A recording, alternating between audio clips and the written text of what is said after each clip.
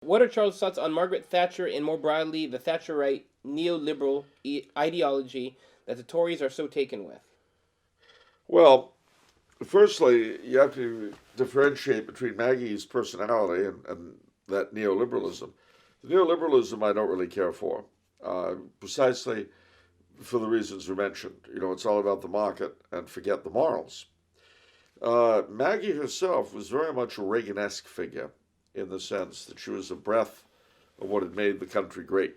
When you listen to Margaret Thatcher, when she'd go on about different things, the spirit of the Blitz and all this kind of thing, her decision to go after the Falkland Islands.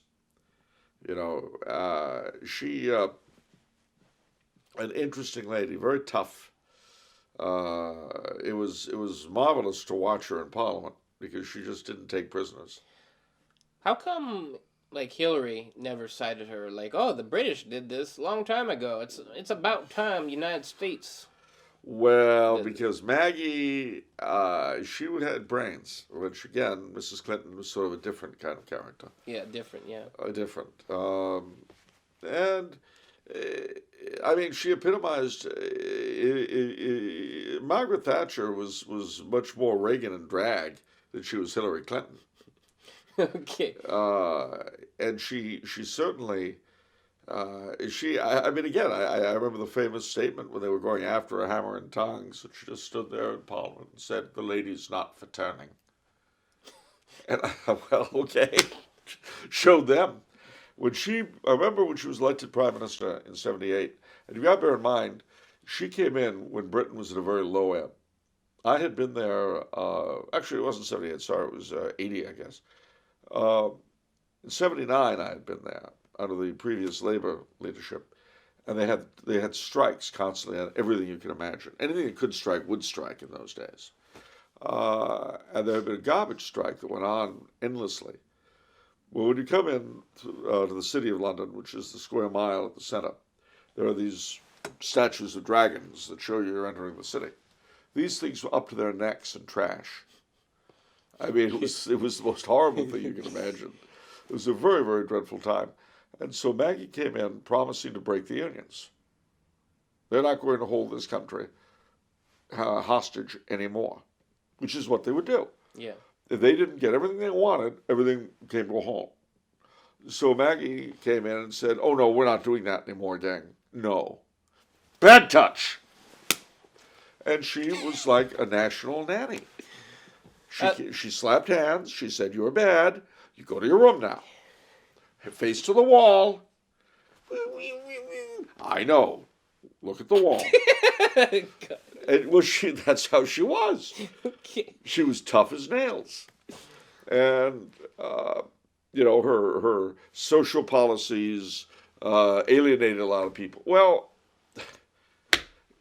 the sad reality of life in Britain is that they had tons of giveaways and very little coming in comparison. Well, we can't work that way. You can't operate that way. Now, that could go too far, you see. I think in some ways, for instance, the nationalization of certain things like transportation was probably something of a mistake because the quality went down. The whole point, you see, I think that whether you nationalize something or you privatize it, what are you really trying to do? Neither of these should be ends in themselves. Yeah. What you're trying to do, one hopes, is provide the best possible service at the best possible rate you can. That is what you're aiming for. Now, in some things, it makes more sense the government should run it. But other things, that makes no sense at all. Yeah. So in Britain, Labour had, they nationalized coal mines, they nationalized all sorts of things, which should never have been nationalized. But the reaction was to privatize everything, which was probably also not a good idea. I don't think it's wise being too terribly doctrinaire in these areas. Yeah. What works best in this particular case? Yeah. Yeah, because I myself jumped back and forth. I was very against. Now, in California, we used to have nationalized the utilities, right? Well, government utilities, yeah. Yeah, but then Gray Davis switched them, and then all hell broke loose. They sure did. And I never forgot that. That was like 20 years ago now, I think. it was.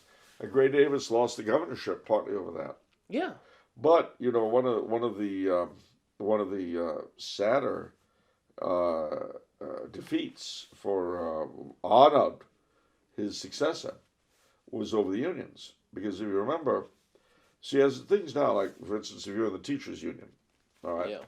the teachers' union will take out X amount of money from your dues, they'll charge you, to support usually Democratic, liberal candidates whom you yourself may not approve of. But by virtue of belonging to the union, you're stuck financially supporting these guys. Yeah. Now, But in theory, you're getting higher wages. emphasis on theory. You're also getting higher taxes. And you're also getting, no abortion left behind. No weird marriage not prescribed. That's what you're getting. So, if as an individual, you don't want to pack those people, why should you have to pay for it as the price of getting a job? Yeah. So that was what Arnold tried to push through, and he was defeated. Yeah. And that was, once that happened, all the fight went out of him. He just, he was there as a sort of bobblehead decoration.